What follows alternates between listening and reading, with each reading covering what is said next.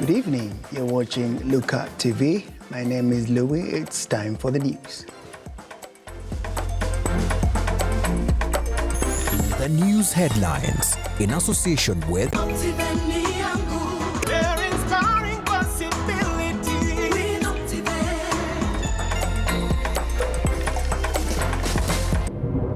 Tonight on Lookup News. Rejects the appointment of the Honorable Penina Malonza, OGW, as a Cabinet Secretary for Tourism. Parliamentary Committee on Appointment rejects Ruto's Cabinet nominee for Tourism, Penina Malonza.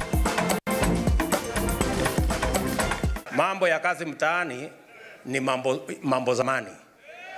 Ile kazi mtaani ya kuokota takataka na nini hapana. Tuachane na hiyo. President Ruto announces an end to Kazi Mtaani program. Na kuomba msamaha, unipatie bibi yangu niende nizike, watoto wangu warudi. We also highlight the 5-year journey of pain and anguish as a middle-aged man pursues the right to bury his wife. Yippee! Kamata floating at 349K. Oh yes, for only 349,000 Kenyan shillings, you become a plot owner at the Great Oasis Gardens, Nanyuki. The Great Oasis Gardens, Nanyuki is located along the Nanyuki-Rumuruti Road, only 11 minutes from the Cedar Mall and right opposite Mount Kenya Wildlife Estate. This is the best place to establish the getaway home that you have always dreamt about. For every 349,000 that you deposit or pay as installment towards any of Optiven's plot of land, you get 10K cash back instantly. Jaza basi twende Nanyuki. Bigger is indeed better.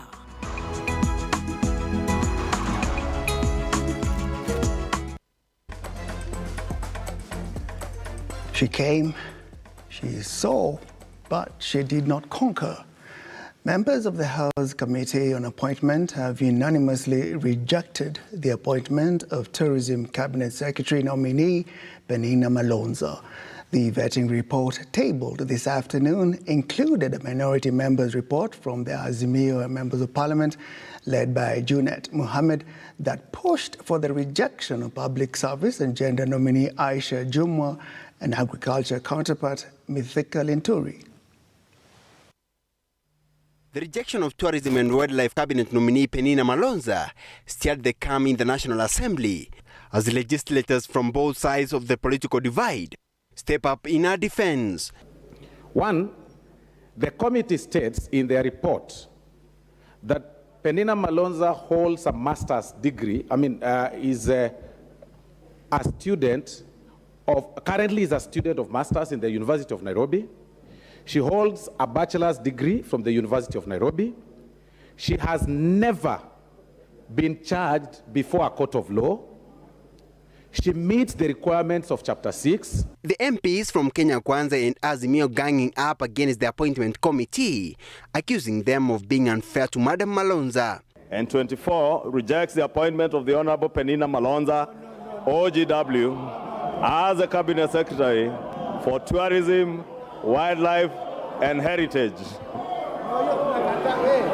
According to the report tabled in the House by the Leader of Majority Kimani Ichung'wah, the panel approved all the rest of the 23 nominees except that of Malonza. This House, 1, approves the appointment of the Honorable Wycliffe Musalia Mudavadi, EGH, as a Cabinet Secretary in the office of the Prime Cabinet Secretary. Malonza was nominated by President William Ruto as the CS nominee for Ministry of Tourism. She once served as the Deputy Governor of Kitui County from the year 2013 to 2017. She was appointed by the former Kitui Senator David Musili in the run-up for Kitui gubernatorial seat. Malonza also vied for Kitui Women Representative seat. You do the listening. Sorry. When you talk, I do the listening. Sorry. I would want you to focus on the questions that have been asked to you. You spent the last almost 20 minutes dancing around 2 questions. According to the report, Malonza was rejected on the grounds that she did not demonstrate knowledge of topical, administration, and technical issues touching on the Ministry of Tourism and Heritage. The report also noted that she lacks the experience to run the office. The minority side, however, championed for rejection of 3 nominees with integrity issues, including Agriculture CS nominee Mithika Linturi and his counterpart Aisha Jumwa. Mr. Speaker, in relation to the motion, notice of motion that has been tabled by Honorable Ishungo, Mr. Speaker, I want to bring to the attention of the House that when you have told them to go and get the report of the committee, the vetting committee that you chair, I want to single out and ask them to pay attention that there is a minority report attached to the main report for discussion in this House that is rejecting the nomination of Honorable Aisha Jumwa and Honorable Linturi, Mr. Speaker. The people being rejected are not only one person. We are rejecting 3 people in total, Mr. Speaker, and I'm just urging them to look into it. All the MPs will be allowed to vote for the nominees before the list is submitted to the President for formal appointment. Shadrach Kareria, Lookuptv. Even as Parliament was making moves to rain on his parade, President William Ruto was evidently having fun this afternoon as he launched the affordable housing program in Soweto, Kibra, Langata constituency, where at least 4,500 houses will be constructed, with the president reaffirming that his administration will prioritize the reduction of the cost of living. Ian Keitanya reports. It is in Soweto slums in Kibra that President William Ruto launched the affordable housing program, set to benefit thousands of residents in Soweto East Langata constituency. Ruto highlighted that the government will spread the program across the country and the handing over will be done by him halfway into his term as president. Wakati nilikuja hapa Langata katika uwanja huu, niliwaambia ya kwamba nitarudi hapa kwa mapenzi ya Mungu chini ya siku 100 kuanzisha hii mradi ya ujenzi wa manyumba katika hii Kibera Soweto B. Leo nimekuja hapa kutimiza hiyo ahadi. Na mimi nataka niwahakikishie ndani ya miaka 2.5 nitarudi hapa tena ili niwakabidhi manyumba zenu wale watu mnaishi hapa. Ruto insisted that his administration is planning to complete at least 200,000 affordable houses in the first year, down from 50,000, assuring residents that they will secure employment opportunities through the construction process. Tumesema ya kwamba tutaongeza nyumba tutakazojenga kila mwaka ifike 1,200 kwa sababu tayari tuko na upungufu wa manyumba 2,000,000 Kenya ya wananchi kuishi. We already have a shortage of 2 million houses, and every year we are supposed to cater for another 250,000. The cost of living also featured in President Ruto's address, with the head of state assuring the country that his administration has measures in place to reduce the cost of living, having availed bags of fertilizers to ensure increased production. Na mimi niliwaambia ya kwamba lazima tuteremushe bei ya unga ikuje chini.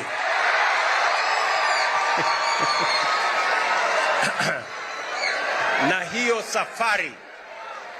hiyo safari ya kupunguza gharama ya unga na gharama ya maisha tayari nimeianzisha. Tayari tumepatia wakulima wetu mbolea magunia 1.5 na tunawapatia ingine magunia 6 wazalishe chakula, ndio chakula ifike hapa ikiwa bei nafuu. With millions of youths having benefit from the Kazi Mtaani initiative, Ruto, however, had other plans in mind, declaring the abolishing of the program, while assuring the youth of equal employment opportunities through the construction of different phases in the affordable housing program. Hiyo kazi ya mtaani, hakuna kazi ya mtaani tena, kazi ni hii ya kujenga manyumba hii. Na nimemwambia huyu mungwana, wale watu wa kwanza ambao wataajiriwa katika kazi hii ni watu wa hapa Langata na watu wa Kibra, ndio watakuwa wa kwanza. Ian Keitani, Lookuptv. Tonight, we bring you the story of Victor Odonda's 4-year journey of pain and anguish in the court as he pursues the right to bury his dear departed wife, Jane Adhiambo. The remains of Adhiambo have been lying in the morgue for close to 5 years now, as Victor and his in-laws fight over who should bury her. This sorry state of affairs and the impasse in court has now pushed Odonda to reach out to his in-laws with a passionate appeal to be allowed to lay his wife to rest. Our reporter Henry Tende sat with Victor, who narrates his ordeal. Over 16 years ago, a great love grew between Victor Odonda and his now deceased wife Jane Adhiambo. Jane tulijuana na yeye the year 1999. Kama si wote bado tulikuwa shule, isipokuwa yeye bado alikuwa primary na mimi nilikuwa mbele yake. Kufika the year 2002, hii harakati tulikuwa marafiki, mambo ya ujauzito ikatokea kama Jane ako form 3. A love that was so strong that even strong opposition from Jane's family did not deter these two lovebirds. They ended up marrying at a tender age. Jane mwenyewe alitoka shule na akakuja kwangu. Na wakati alikuja kwangu, singeweza mfukuza juu nilikuwa nampenda.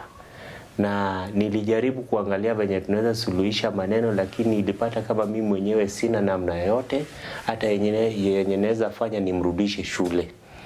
Na ikazindikishana hadi sisi wenyewe tuliamua tuanze maisha yetu na tuendelee hapo hapo wenye hiyo mambo imetupata. And that marked the start of years of suffering for this young family. Jane's deteriorating health compounding the misery. Jane ni mtu mwenye alikuwa anajifungua kwa njia ya operation. Sasa venye alikuwa anajifungua kwa njia ya operation, Jane kila saa alikuwa na maumivu kwa mwili. Lakini hiyo peke yake haikufanya nimkatae, juu nilimpenda hivyo venye alikuwa. Sasa huyu ndio first born wangu, alafu sasa huyu ndio second born. As fate will have it, Jane lost her battle to sickness and the simmering differences between Victor and his in-laws, who were vehemently opposed to this marriage, deepened. Mzee akauliza anataka kujua wale wageni wa kwake ni akina nani, na ananijua vizuri sana. Venye aliambiwa hivyo, akasema hakuna kesi yote inaendelea kwake. Yeye asha make decision na ashaamua anaenda kuzika msichana wake. The rankles ending up in court. Singeweza kuacha watoto wangu na tena mpendwa wangu aende tu hivyo ati anaenda kuzikwa kwao, na mimi sijashughulika. Siku moja hao watoto wakiwa wakubwa anaweza niuliza ile swali yenye siwezi jibu. What Victor thought was a better way of solving the existing problems with his in-laws has now turned into years of wait, pain and misery. Niliishiwa mpaka hata lawyer nilikosa. Lawyer wangu alikuwa anataka pesa mingi. Nimeuza mpaka vitu zangu za nyumba.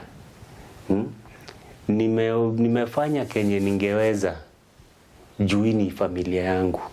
Familia huwezi nunua na pesa. Exhausted from this sorry state, Victor has been subjected to persistent mourning as he hopes one day all this will be behind him. Mzee ni mtu mwenye tunaheshimiana na bado kuna uhusiano watoto wameweka katikati yetu, ambapo singeweza kufanya kesi yote na mzee.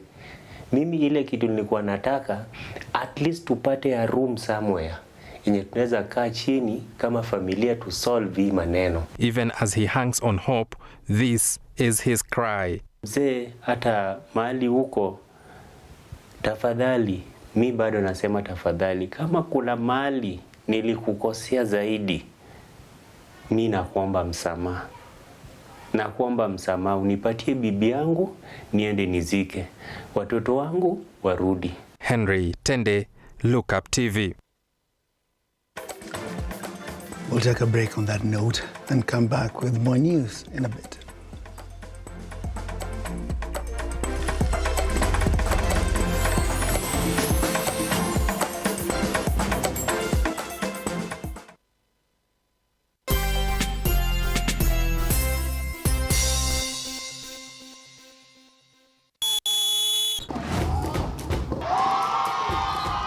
The International Handball Federation brings you great sporting action that's full of pomp, color, energy, tackle, and thrill. The IHF Trophy Africa Zone 5 Youth and Junior Men Games. 8 countries, 16 teams, 36 games. All these sporting action to be held at the Ulinzi Sports Complex and at the Nyayo National Stadium Handball Courts in Nairobi, Kenya. Games start at 12 noon till late, as from Tuesday the 25th to Saturday the 29th. Entry is free. Only carry your identification document. This action is proudly brought to you by the International Handball Federation in conjunction with the Kenya Handball Federation in partnership with Lookuptv and Mudingi TV.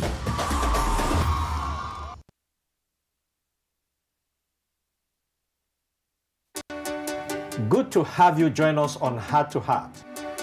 We bring you stories of people who, despite the pressures they experienced, still trusted God to see them through. The seeds that was sown in me helped me navigate and overcome that period of my life. New testimonies, new insights, and even better revelation of the good things God has in store for us. There is always a blessing waiting for someone in every episode.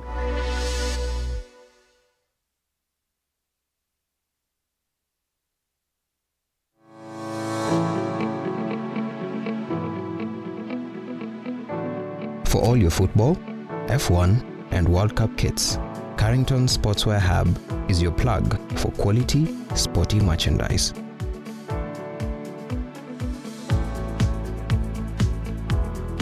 Call us on 0703 484 481.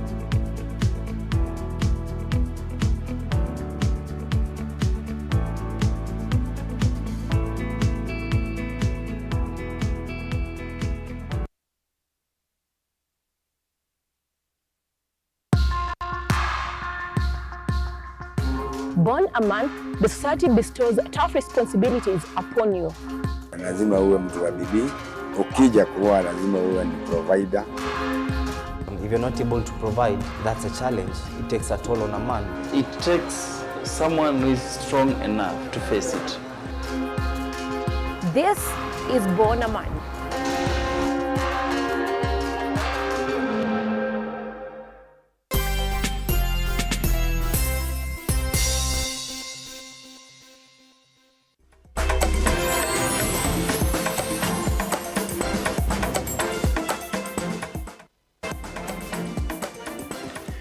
The Director of Public Prosecution has approved charges against 7 suspects who are accused of abducting 3 children from a widower whose wife committed suicide.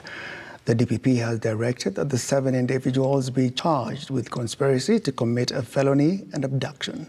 The 3 children, a 5-year-old girl and 7-month-old twins, are said to have been forcibly taken by 2 of the suspects, Lali and his wife Hirani, after their father, Nikesh Harji, was taken to custody for almost a month over the death of his wife.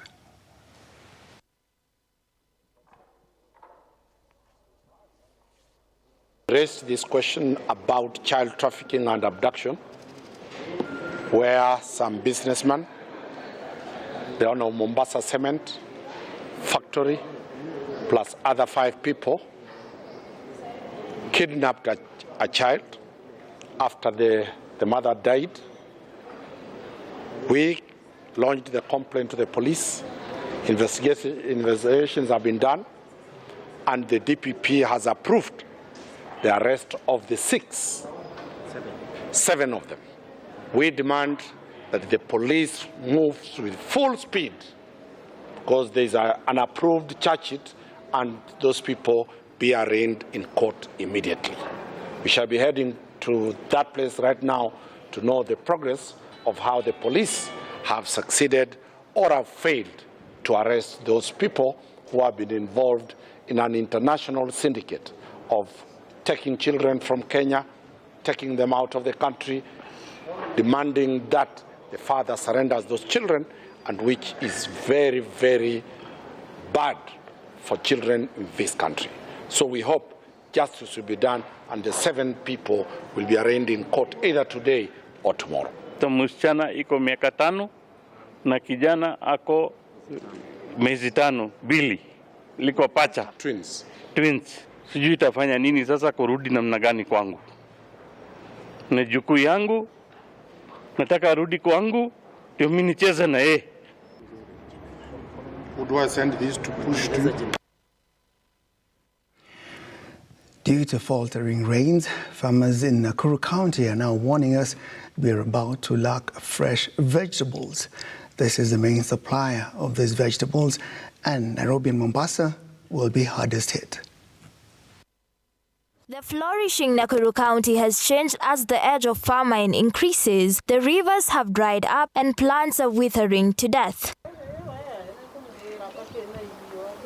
Farmers of Hindu and Maila areas have been the most affected this year following the shortage of rains being witnessed in the country. This season, things have changed for these areas, which are well known for growing vegetable and potatoes. The plants have withered following the extreme water shortage. Conditions affected sana ni Maimayo na Kongoni. Kule maeneo ambayo ni ya kilimo kabisa kama Moidabi kule mpaka Maela hatukuweza kupata crop. Although hatuwezi kusema kwamba magala ya watu yalikuwa exhausted. Ni maana ni season moja tu ambao hatujapata chakula. The residents of Nairobi and Mombasa, who are highly dependent on the production in these areas, are now warned on the shortage of vegetables that will be experienced soon. Although this area has been self-dependent, the residents are now pleading with the government to intervene as more than 10,000 families have been affected by hunger in this area. Wanga tunarima, hatujawahi fika wakati tumefika sahi. Sahi tumefika mahali si pazuri hivyo.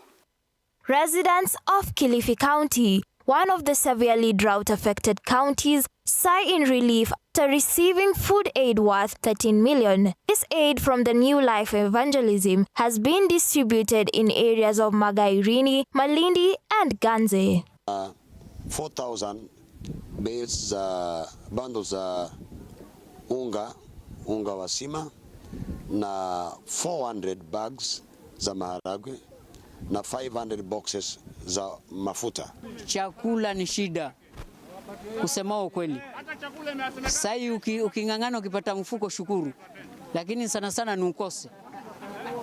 Assisting in the distribution of food among the residents of Kilifi, Governor Gideon Mungaro assured partnership with various donors to offer relief to these residents who are languishing in hunger. In addition, he promised water distribution in affected areas. Serikali ya kaunti na wahisani kama Pastor Ezekiel na kanisa yake na wengine wengi ambao watakuja kwamba tutahakikisha hakuna mtu wa Kilifi ataweza kuangamia kwa sababu ya tatizo la njaa.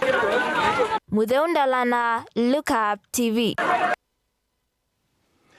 Residents of Salama in Laikipia County are living in fear as the level of crime in the area has heightened. The residents now want government to intervene as livestock thefts and killings have become a daily occurrence. The dwindling insecurity in Salama area in Laikipia County has left residents living in fear over the historical cattle rustling which has become synonymous in the area for a long time now. The residents are now calling for the government's intervention. Hawa wezi walikuja, si kila tulisikia tukiwa kwa usigizi. Ni kile kiligoga kufuri ile tulikuwa tumefugia naye. Kusikia ya mulio ulilia. Kuchungulia kwa mwanya kidogo, tukaona mtu amesimama na kulikuwa na mwangaza. Alikuwa na tochi kubwa sana. So hatukutoka sababu kitu ya mwanzo ilikuwa kupiga risasi juu ili tusije tukatoka. Siku ya leo tumekuja hapa kuangazia mambo ya security yenye inatuguza sana sababu tuko na hofu. Hatujui hata siku ya leo tutalala wapi. Meanwhile, in Kilifi County, lawyers from the Law Society of Kenya Malindi chapter have urged the Judicial Service Commission to hire more judges to handle the backlog of cases in the region. So it was a bit unfair assessment upon the court, and I think as the public we should not entertain such kind of comments in the sense that they corrode the independence and the autonomy of the judiciary. LSK chairperson in Malindi, Conrad Atiang, has said that the small number of judges has led to the delays of many cases, an issue that has put so much traffic in court. Very many good advocates who do their work on time work for their clients very well, and they even remit the funds to their clients.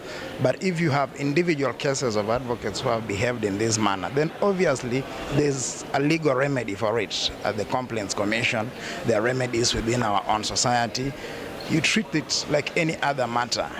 Elsewhere, the chief executive officers proposed by Embu Governor Cecily Mbarire are being vetted by the Embu County Assembly. Especially times like now when they are being affected by the drought, and also whereas Embu Governor Alexander Mundigi has urged members to perform their duties diligently. Hatutaki vita kama ile ilikuwa Meru, na najua watu wameangaliwa vizuri, muende mwapitishe kesho ndio mtu wa Embu aweze kumbenefit.